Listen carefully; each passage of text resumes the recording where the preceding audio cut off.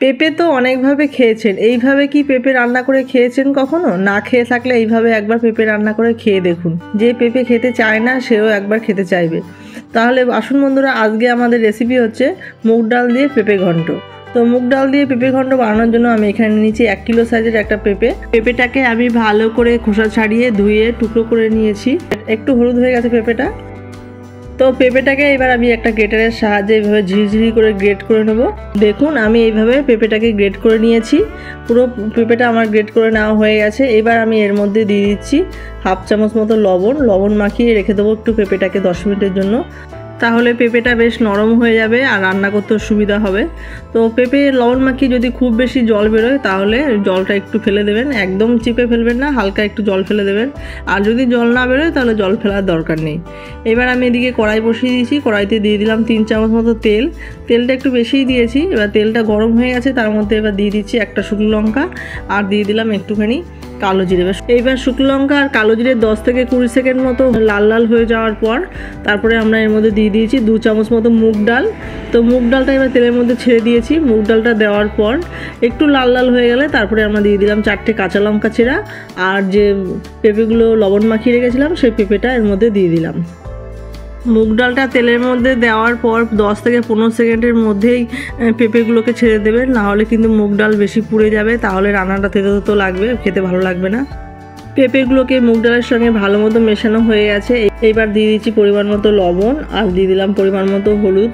তো লবণটা দেখে দেবেন, আগেও লবণ মাখিয়ে রেখেছিলাম, তো অবশ্যই লবণের পরিমাণটা আপনাদের প্রয়োজন অনুযায়ী দিয়ে নেবেন। তো এবার লবণ আর হলুদ দিয়ে পেঁপেটাকে ভালো করে মিশিয়ে নেব। মিশিয়ে নেওয়ার পর তারপরে গ্যাস কমিয়ে দিয়ে আমরা এটাকে রান্না করব ঢেকে দিলাম 10 মিনিটের জন্য।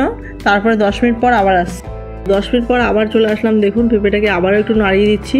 তো পুরো রান্নাটাই কিন্তু লো ফ্লেমে হবে।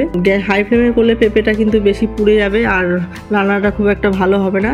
তো গ্যাস কমিয়ে ঢেকে আমরা পুরো রান্নাটা করে নেব।